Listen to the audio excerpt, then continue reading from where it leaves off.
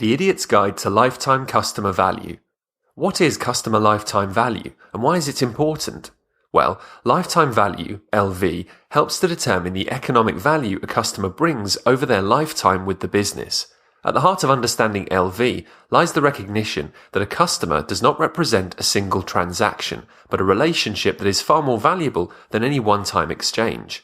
However, LV is not about any one customer. It's about stepping back and taking a look at your customer base as a whole, understanding that while some never return and some never leave, on average there is a typical customer lifetime, and that lifetime has a specific economic value. Understanding the lifetime value of your customers is incredibly important for customer service professionals and for businesses of all types. Why? Because if you don't know what a customer is worth, you don't know what you should spend to get one, or what you should spend to keep one. For instance, if it costs you £100 to acquire a customer and your customer's LV is £75, then we've got a major problem. Understanding LV allows you to drill down and understand the economic value of each customer, so you can make sound decisions about how much to invest in acquisition and retention. Why a non-geek guide to customer lifetime value? Well, the customer lifetime value calculation can be an extremely complex undertaking. Both correctly identifying the underlying components and calculating the end result have been the focus of numerous academic studies. To say that it can be complicated would be an understatement. Here are 3 examples of CLV calculations from the academic literature. While anyone with a graduate course in finance or statistics can probably hack their way through the first 2 formulas, the third looks like something pulled off one of the whiteboards from the set of The Big Bang Theory. I've been exposed to some fairly daunting business math in my day, and if I'd been shown the last formula out of context, I wouldn't have known if it was designed to calculate customer lifetime value or the quantization of energy. So if customer lifetime value is so mathematically challenging, do we have to go full geek to effectively use LV in our businesses? The answer is no. Whilst it is smart to be cautious about using non-scientific evidence for analysis, often statistically sound approaches are not feasible. Whether due to your budget, time, or data constraints, sometimes the back of a napkin is all you have. Yet often the back of the napkin is good enough. When people apply common sense and experience to non-scientific evidence, the process can often yield extremely positive results. Much of the reason for this non-geek guide to lifetime value is the understanding that even if you don't whip out the slide rules and try to create a scientifically sound model, spending time on each component of the LV can be incredibly instructive. Whether you're measuring the value of customers in your department, your small business, or even your blog, just thinking about LV and its parts can help you refine your marketing and retention efforts. Break it down, Neil. Let's begin by taking a look at the major components of lifetime value. Calculating the profit of an average transaction. The tendency when thinking about the lifetime value of a customer is to focus on the revenue the customer brings in over their lifetime. However, focusing on revenue will almost always overstate the value of the customer. The more accurate way to measure is to focus on what is known as the unit contribution margin, which we'll call marginal profit for short. Calculating marginal profit is simple in many industries. For example, if a customer buys a £3 latte, that transaction has costs associated with it. The milk, the cup, the coffee, the lid, and the flavouring all add to a variable cost that is incurred for that latte transaction. Let's assume these costs are £1. It's obvious that if you wanted to calculate the customer lifetime value of a Starbucks customer, you would want to use the £2 of marginal profit as your metric, not the £3 of revenue. Using revenue overstates what you made on the transaction. The true economic value of the transaction is £2. The next step is figuring out the average of all of the company's transactions. Not everyone buys the £3 latte. Some buy the £2 muffin, others buy the £1.50 straight coffee. The trick for Starbucks is figuring out how many of each and calculating an average profit profile per customer. In the end, Starbucks would hopefully come up with something like the average Starbucks customer spends £4.30 at an average cost per transaction of £1.10. Thus, the marginal profit for an average transaction is £3.20. P.S. All of these numbers are made up to illustrate. It's important to note that in this case, labour, their employees, is not a variable cost. Ignoring anomalies like sending staff home on a slow day, Starbucks labour is constant. So, they are paying the staff whether that cup of coffee is purchased or not. Thus, it does not contribute to marginal profit. Labour would be included, however, if labour costs vary based on whether a service is performed or a product is sold. For instance, maid services that pay only per job or spas that pay per service performed. Product companies can also have variable labour per unit if, for instance, there are commissions paid on sales. But I work for myself. For consultants or solopreneurs, the calculation can be tricky. If your hourly rate is £50 and you provide 10 hours of service, £500 will be your revenue and £500 will be your cost. How do you value the cost of your time compared to your hourly rate? Use opportunity cost. The presumption is that you charge a different hourly rate yourself than you would presumably receive as an employee. Calculate what hourly rate you would be earning in an alternative employment situation and use that opportunity cost as the cost of your time. So, if you made £20 per hour at your last job, or you think that's about what you would get if you sought employment, then use that number as your cost. Since your primary cost is the value of your time, you have to determine the opportunity cost of taking that hour away from other economic alternatives and spending it on that client. It might be a wild guess, but it can still be instructive. What is your customer's lifetime or customer retention rate? To understand LV, you must know the lifetime of your customer. Now, we will have to do a little bit of maths here, but it is just dividing a couple of numbers, so it still qualifies as non-geek. Calculating customer value can actually be fairly simple if you have the data. The first step is to calculate your customer retention rate, and then do some simple division to get your customer lifetime. To calculate your retention rate, take the number of customers from last year who are still customers this year. That's your retention rate. If you had 100 customers last year and 45 are still doing business with you this year, then your retention rate is 45%.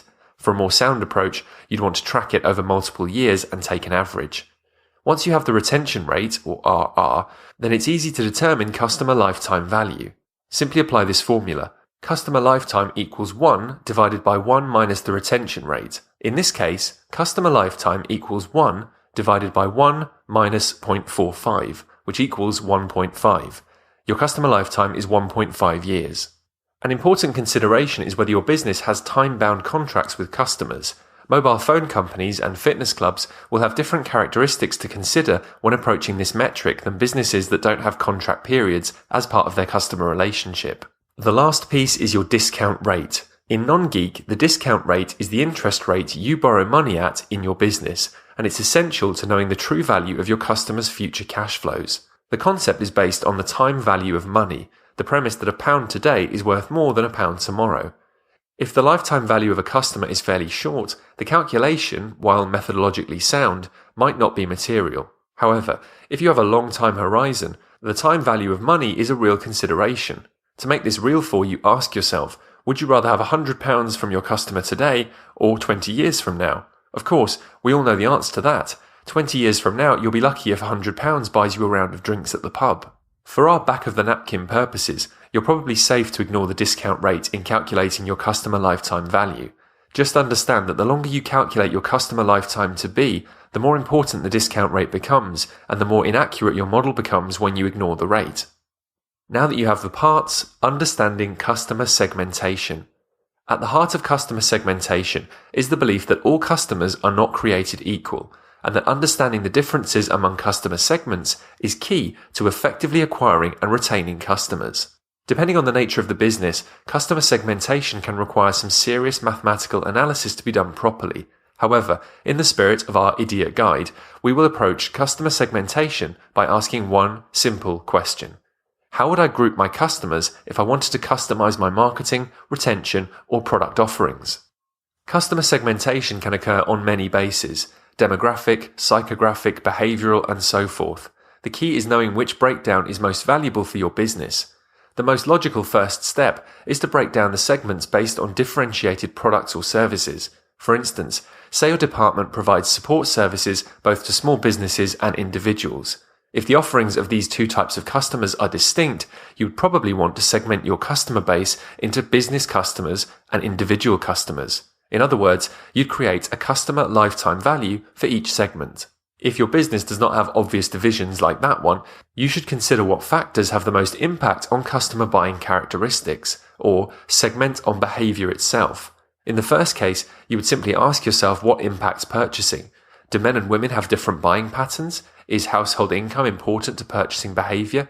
Is there a psychographic factor like plays golf more than twice a week that really differentiates activity? Sometimes behavioral data, how the customer behaves with your business, is the best way to segment. Do you retain customers who buy your premium product at a significantly greater rate than all others? Is 3 purchases the magic number that makes a customer stick significantly longer?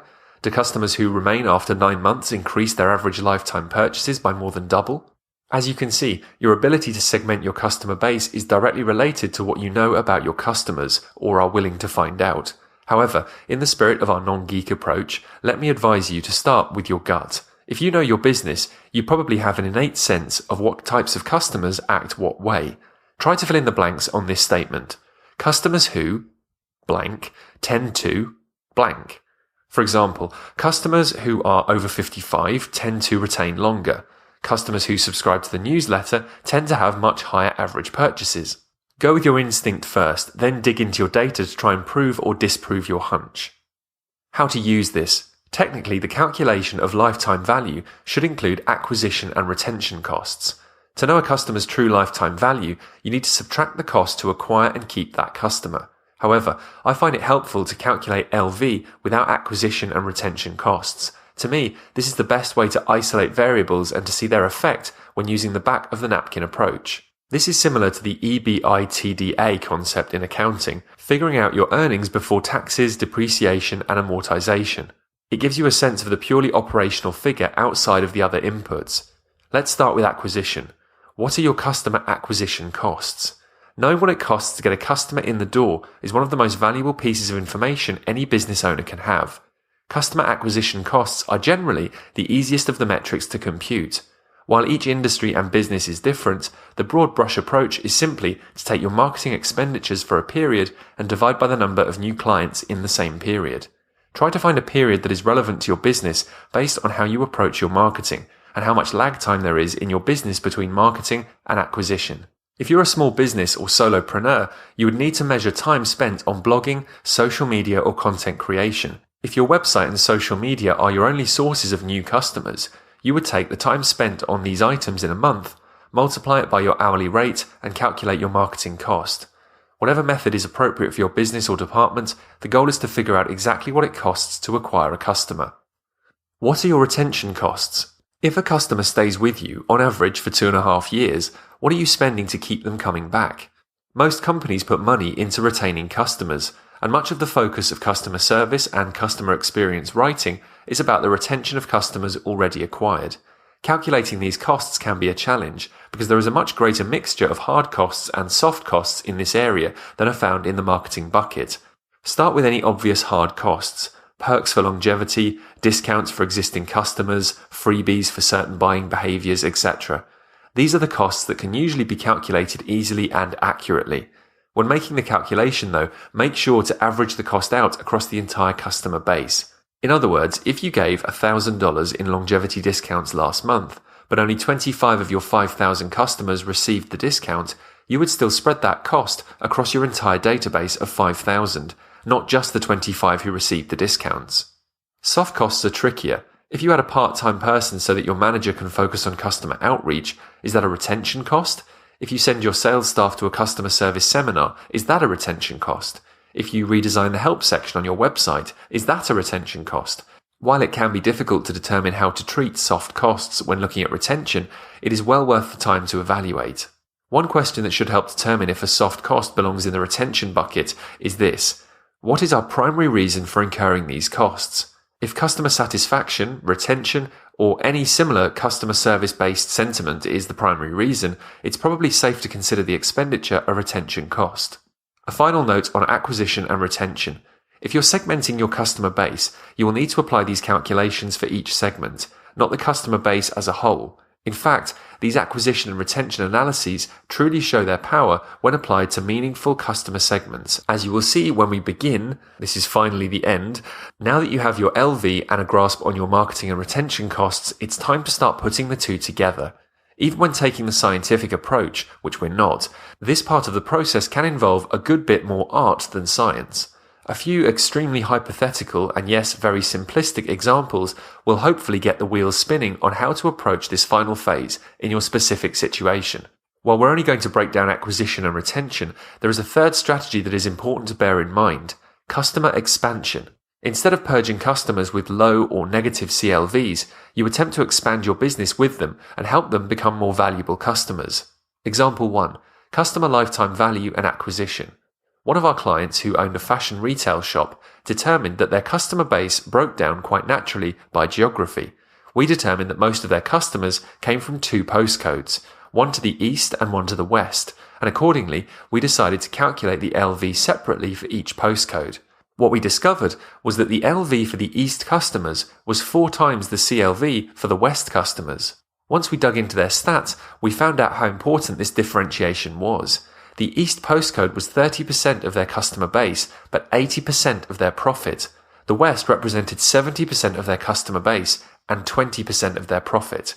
The fashion shop had been spending their marketing budget evenly east and west prior to our intervention. Now they spend money according to the return it makes, much smarter. Example 2. Customer lifetime value and retention. We started a rewards program to help retain patients for a dentist client of ours. Patients could earn points for various activities, from receiving services, filling their own insurance, or referring other patients. These points translated into straight money off. After a year using the points program, the chiropractor found that it was being used heavily, and when averaged out among his entire customer base, represented almost 10% of LV. Not bad at all. Unfortunately, the increase in retention since starting the program, other factors assumed constant, had only been 2 to 3%. What we found is that the incentive program had not extended the life of the majority of customers. Most tend to use the services until they no longer need it or move away.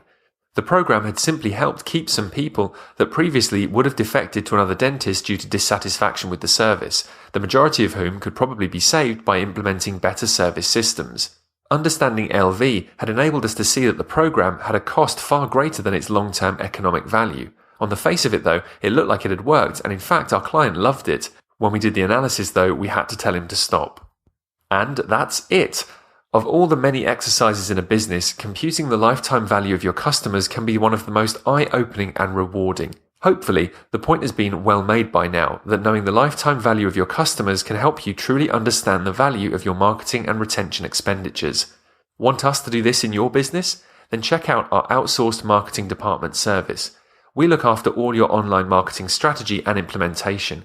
We plan and execute all your online activities for you, from website design and build to traffic generation, social media to conversion optimization, and much more. It's like having 15 online experts work on your business for you as an outsourced online marketing department. To find out more, head over to rawlocal.com.